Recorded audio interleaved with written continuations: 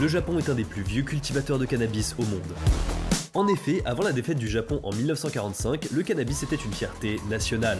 On en trouve des traces sur des peintures rupestres depuis l'ère Yayoi, soit 300 ans avant Jésus-Christ. La plante n'était pas uniquement fumée, elle servait à tisser des vêtements et des cordes. Le cannabis était même vénéré pour ses propriétés purificatrices. C'est pourquoi les prêtres shintoïstes agitaient des bottes de feuilles pour exorciser les mauvais esprits. De même, pour signifier leur pureté, les mariés portaient des voiles fabriqués à partir de cannabis le jour de leur mariage. Mais tout ça prend brutalement fin en 1948. Le Japon adopte la loi sur le contrôle du cannabis et ferme d'un coup les 25 000 plantations de cannabis du pays. C'est pour ça qu'aujourd'hui, une petite dose peut vous envoyer 10 ans en prison ou vous faire écoper d'une amende de 5 millions de yens, soit 30 000 €. Effectivement, la drogue fait partie du trio de tête lorsqu'il s'agit de citer des choses qui peuvent vous faire arrêter au Japon. On a la drogue suivie du couteau de poche avec des lames de plus de 8 cm et attention, ça marche aussi pour les ciseaux. Et bien sûr en troisième, les médicaments qui ne sont pas autorisés au Japon. Comme par exemple le Tylenol, Nyquil, Actifed, Sulafed, Advil, Dristan, Vixenlaner, Lomotil. Mais vous vous en doutez, il y a plein d'autres choses qui peuvent vous faire expérimenter la garde à vue japonaise. Il y a carrément une couleur qui est illégale au Japon. Jamais on se ferait arrêter pour ça en France. Jamais tu vas finir 23 jours en détention dans une pièce sans lumière naturelle avec un néon allumé 24 h sur 24, vérification toutes les 30 minutes de la cellule avec interdiction de communiquer avec l'extérieur. Ouais, piqûre de rappel, la garde à vue au Japon c'est fait pour que la personne arrêtée avoue ses crimes. Ou plutôt avoue tout et n'importe quoi pour que l'enfer se termine. Parce qu'effectivement, vous êtes coupable jusqu'à preuve du contraire. Les interrogatoires sont intenses avec des policiers qui se relayent pour vous donner le moins d'heures de sommeil possible et ça même si vous décidez de rester dans le silence. On essaie de vous faire signer des documents en votre défaveur donc ne signez rien. L'ambassade ne vous sera pratiquement d'aucune aide et enfin votre avocat commis d'office ne sera pas votre allié. Bref, je pense que vous n'avez aucune envie d'être dans cette situation, donc voici les règles que vous ignorez certainement et qui peuvent pourtant vous faire arrêter au Japon.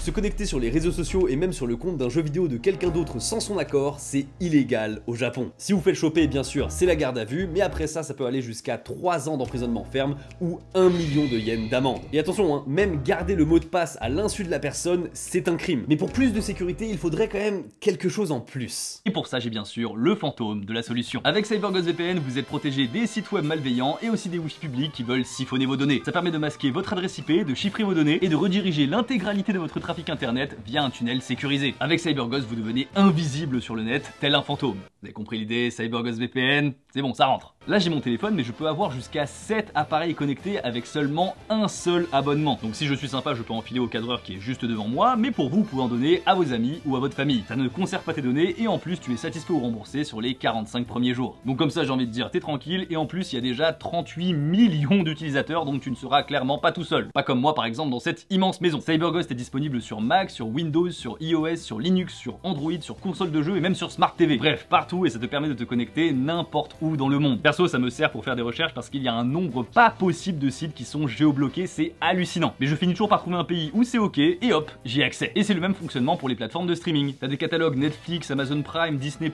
Hulu qui sont géorestreints et ça en 3 clics en vous géolocalisant par exemple sur un serveur US, et bien ça saute. Avec mon lien dans la description, tu as 83% de réduction sur l'abonnement CyberGhost VPN. Ça fait en gros 2 € par mois et en plus tu as 4 mois offerts. 22h37.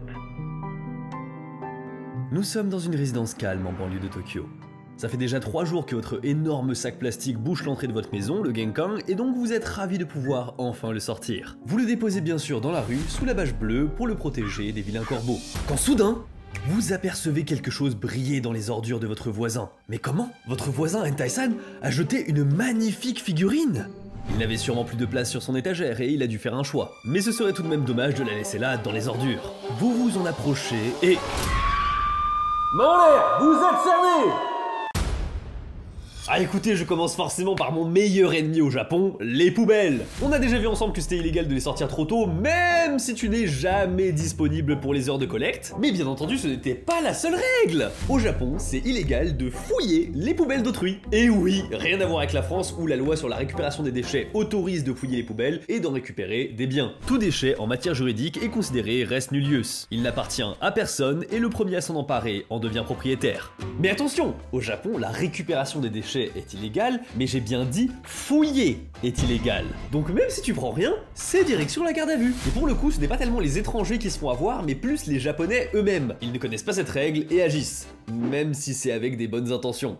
Imaginez un Japonais dans une résidence, il descend ses poubelles et il voit que, encore une fois, son voisin a mal trié les déchets. Ah là là, ce voisin Louis-san là, insupportable. Alors plutôt que de le dénoncer une énième fois, il se sacrifie et décide de trier pour Louis-san ses déchets. En tant que bon samaritain, il trie lui-même les déchets de son voisin et c'est là que Louis-san voit ce qui se passe et le dénonce à la police. Effectivement, juste ouvrir et vérifier le contenu d'une poubelle, eh bien au Japon, c'est une atteinte à la vie privée. Bien sûr, les éboueurs et la police ont le droit de fouiller à l'intérieur, c'est logique, mais ce sont les seuls qui ont le pouvoir de fouiller les poubelles. Sinon, bien sûr, vous l'avez compris, c'est l'arrestation. Et je pense que cette règle, elle est là surtout pour réguler la fouille effectuée par les sans-abri ou les personnes dans une extrême pauvreté. Oui, il y en a, même dans mon quartier, j'en ai déjà vu, et pour le coup, ils passent vraiment très tard dans la nuit. Moi, je pensais que c'était pour déranger personne, mais maintenant que j'ai compris que c'était illégal, c'est peut-être aussi pour pas se faire choper. C'est pas la première fois que le Japon fait des règles pour pénaliser les sans-abri, et vous allez voir que ça ne va pas s'améliorer avec la seconde règle. Dormir dehors.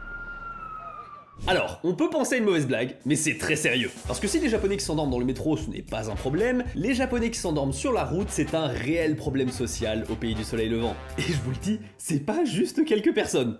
Déjà en 2012, il y avait en moyenne 16 appels par jour à la police pour signaler une personne endormie sur la route. Et ces personnes, dans la grande majorité, elles sont dans un certain état. On va parler exactement de ce à quoi vous pensez, les personnes bourrées.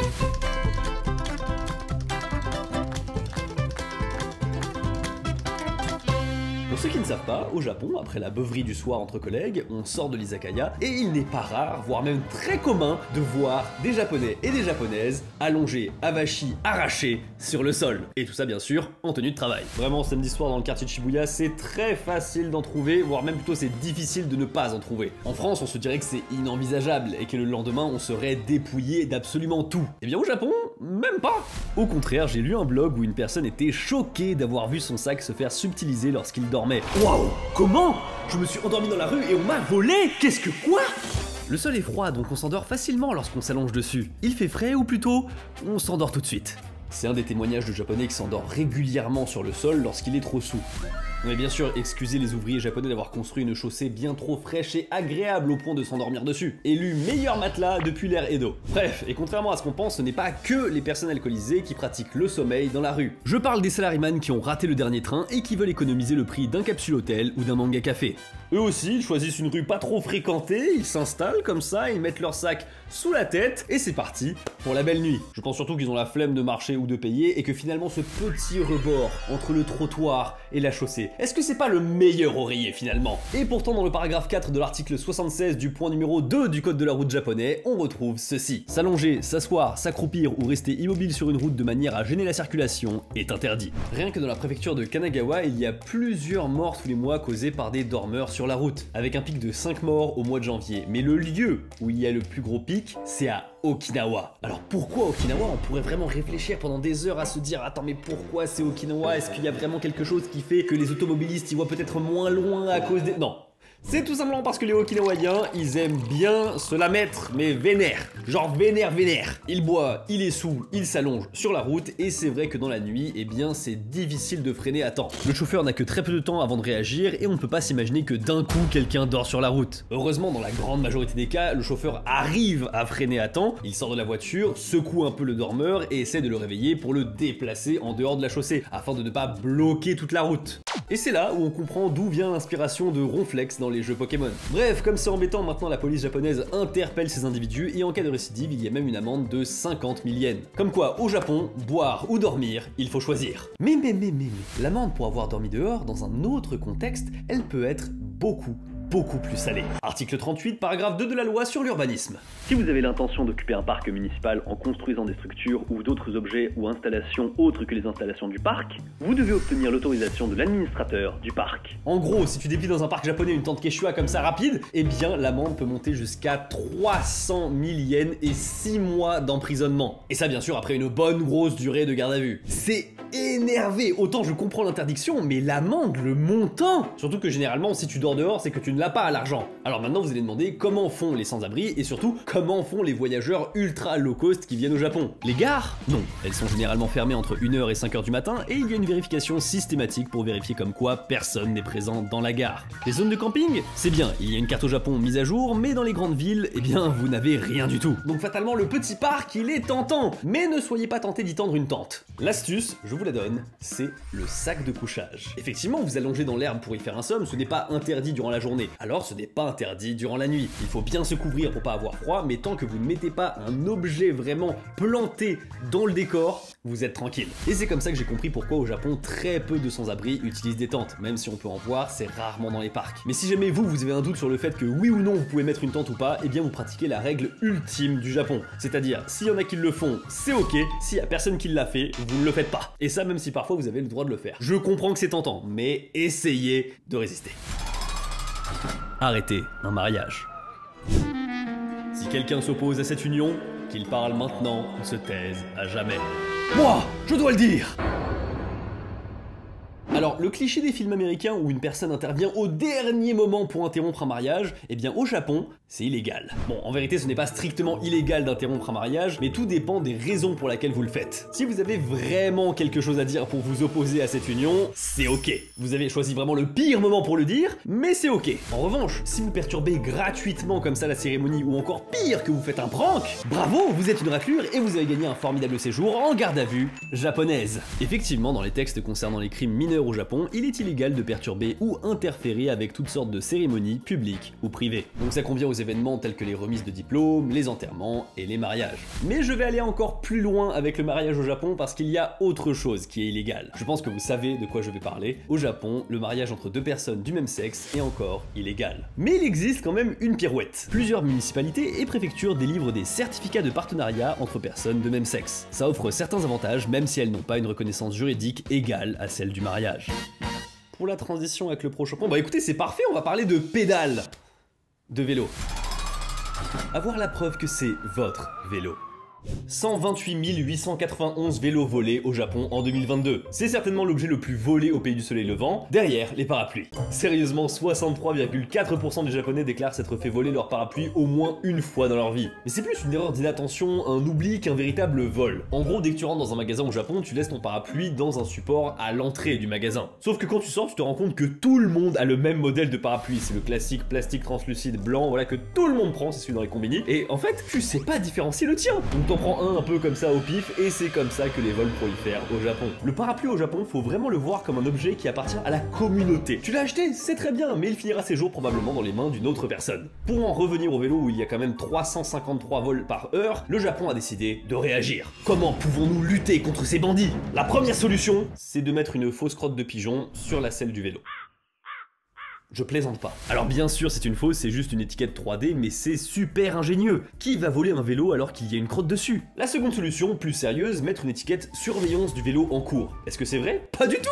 Et pourtant à Nagoya, ils ont fait une expérience en mettant de simples étiquettes jaunes sur le guidon des vélos avec écrit dessus surveillance en cours, et ils ont constaté une baisse de 80% du nombre de vélos volés. Vraiment je ne pensais pas que l'art de la dissuasion était aussi puissant au Japon, mais maintenant qu'est-ce qu'on fait des vélos qui ont déjà été volés? Eh bien la solution, c'est le contrôle massif. Effectivement, la police japonaise contrôle très souvent les citoyens à vélo pour savoir si c'est bel et bien le leur. Et ça, surtout si vous avez une tête d'étranger. Donc sachez bien que tous les vélos doivent être enregistrés à la mairie. Ça paraît barbant à faire, mais en vérité ça ne coûte que 500 yens et tu peux le faire directement dans le magasin où t'achètes ton vélo. Mais il y a aussi autre chose. Dans les grandes villes, c'est obligatoire d'avoir une assurance responsabilité civile à vélo. Donc vous avez bien compris, il faut les deux. Et si vous ne les avez pas, c'est direction le poste. L'histoire de l'assurance, ça peut paraître excessif, mais en vérité c'est pour protéger les cyclistes. Récemment, il y a eu un accident entre un cycliste inattentif de 46 ans et une piétonne de 75 ans. La pauvre n'a pas survécu et le cycliste s'est retrouvé à devoir payer des indemnités de 47 millions de yens. Ça fait quand même 283 000 € et clairement, quand t'as pas d'assurance, ça pique. Beaucoup de gens lui ont reproché de ne pas avoir utilisé la sonnette de son vélo, mais... Utilisez la sonnette d'un vélo. Alors celle-ci, j'aurais beaucoup aimé qu'on me le dise plus tôt. Toutes les personnes qui sont déjà allées au Japon savent très bien à quel point c'est chiant d'avoir des vélos qui en permanence te disent ding ding ding ding Parce qu'effectivement, au Japon, le cycliste, il n'est pas sur la piste cyclable, sur la route, en même temps, il n'a pas trop envie de se suicider avec toutes les voitures, et du coup, il est sur le trottoir. Ce qui fait bien sûr que quand tu es piéton, ça pète les couilles. Eh bien, quelle ne fut pas ma stupeur, moi, piéton au Japon depuis 1998, de découvrir que prévenir comme ça un piéton avec sa sonnette quand tu es un cycliste, eh bien, c'est illégal. Article 54, point numéro 2 du code de la route japonais. Il est illégal d'utiliser une sonnette de vélo pour faire en sorte que les personnes devant vous s'écartent de votre chemin. Et ça, même si vous êtes dans votre bon droit. Vous avez quelqu'un d'extrêmement lent comme ça qui prend toute la place devant, il y a même Ronflex là qui est en train de dormir devant vous, vous ne pouvez pas le... Non, vous avez le droit de l'interpeller verbalement, de discuter avec lui, mais pas de bruit de sonnette comme ça, ding ding. Non, non, non, non, non. Toutes les personnes qui vont aller au Japon et qui savent maintenant cette règle, la prochaine fois que ça vous arrive au Japon et que vous êtes un piéton, retournez-vous, pas un air énervé, un air d'effroi. Oh là là, le japonais est en train de commettre quelque chose d'illégal. Oh non. Bon, malheureusement, vous l'aurez compris, ça fait partie des règles que les japonais transgressent au quotidien, mais allègrement. Le plus commun dans cette catégorie de règles que tous les japonais transgressent, personnellement, je trouve, c'est le parapluie quand on est à vélo. Ah, tu peux être sûr que dès qu'il pleut, tous les vieux, comme ça, clac, ils sortent leur parapluie et ils conduisent juste avec une main, mais normalement, c'est totalement illégal. C'est comme les textes de loi sur les délits mineurs au Japon, je pense que les japonais eux-mêmes ne sont pas au courant de ces points suivants que je vais vous citer et qui sont pourtant illégaux au Japon. Et toi, pourquoi t'es arrivé ici? Ah, j'ai pris 2 ans parce que j'ai dit au livreur d'aller à droite, alors que je savais que c'était à gauche. Oui, donner volontairement une mauvaise indication à un livreur est répréhensible par la loi japonaise. Article 1.31 de la loi sur les délits mineurs, une personne qui interfère avec les affaires d'autrui en jouant un tour est condamnable. Cracher dans la rue. Article 1.26. Toute personne qui crache des mucosités, crache, urine ou incite quelqu'un à le faire dans un lieu où le public se rassemble comme une rue ou un parc doit être clairement puni. Tricher dans une file d'attente. Article 1, point numéro 13. Il est interdit d'interrompre une file d'attente dans un lieu public en nuisant à un grand nombre de personnes par un comportement extrêmement grossier ou violent, ou en faisant preuve de force. Pour ces 3 points, l'amende ne dépassera jamais les 10 000 yens. Par contre, la détention, elle peut aller de 1 à 30 jours. Beaucoup moins rigolo. Et aussi, ça ouvre un casier judiciaire alors que c'est pour, entre guillemets, si peu. Après, faut pas non plus tout prendre au pied de la lettre, faut bien comprendre en fait que ces règles-là, elles sont là au cas où si quelqu'un récidive. Si vous crachez pour la première fois dans la rue, là où ça dérange personne, personne dira rien. C'est pas bien de le faire, mais personne dira rien. Bref, on repasse au crime plus grave et je pense que le prochain va beaucoup vous plaire parce que de nombreuses personnes l'ont fait lorsqu'ils étaient petits. Tu sauvegardes, tu récupères tes Pokémon, tu vas au Battle Frontier, tu acceptes de sauvegarder auprès de la dame, et tu coupes brutalement la console. De retour dans le jeu, tes Pokémon ont été clonés, et leurs objets aussi.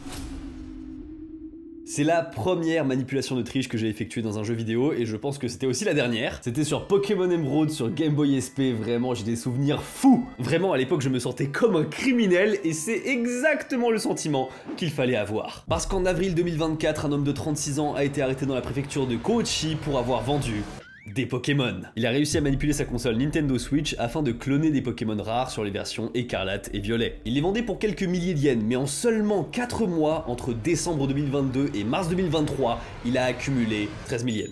Oui, pas grand chose en fait. Cependant, il s'agit d'une entrave à la loi sur la concurrence déloyale.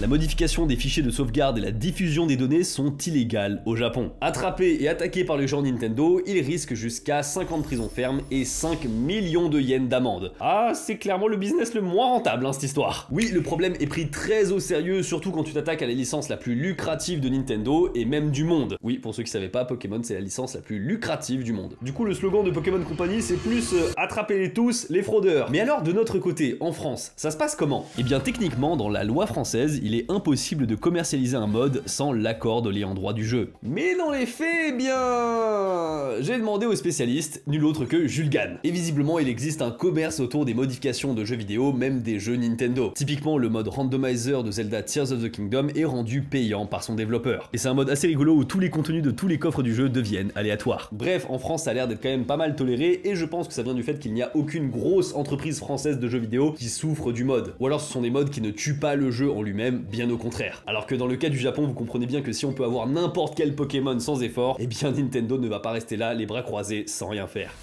Travailler dans un bar quand on est étranger. La grande majorité des étrangers qui vivent actuellement au Japon sont passés par ce qu'on appelle le PVT, le permis vacances travail. C'est un visa d'1 an qui permet de venir au Japon et de travailler. Mais il y a des domaines dans lesquels les participants n'ont pas le droit de travailler. Il s'agit des activités ayant une influence sur la morale publique. Hein? Ça veut dire quoi ce truc? En gros, vous avez le droit de travailler dans un bar, mais pas dans un bar. Vous avez compris? Tout ce qui touche au milieu des hôtesses ou du Scrabble, c'est pas bon. Si vous vous faites choper, ça peut monter jusqu'à 1 an de prison ferme ou 2 millions de yens d'amende. Et les textes sont pas très clairs, mais je pense qu'après votre garde à vue, vous pouvez dire adieu à toute autre forme de visa pour rester au Japon. Graffiti au Japon.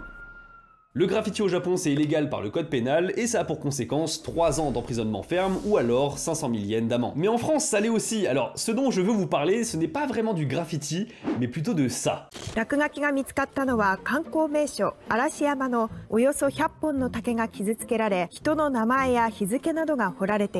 Ah, la classique. On a envie de laisser une trace, un souvenir. Sauf que vous vous rendez bien compte que si tout le monde le faisait, ça serait une catastrophe pour la forêt.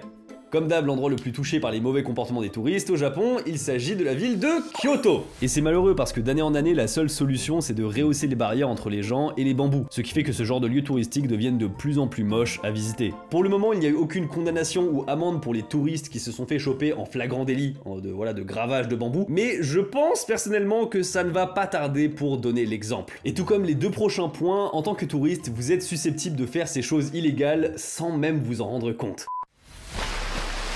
C'est illégal de splasher les piétons lorsqu'on est en voiture. Et si ça vous arrive, eh bien il y a peu de chances qu'un policier soit là pour remarquer ce qui vient de se passer.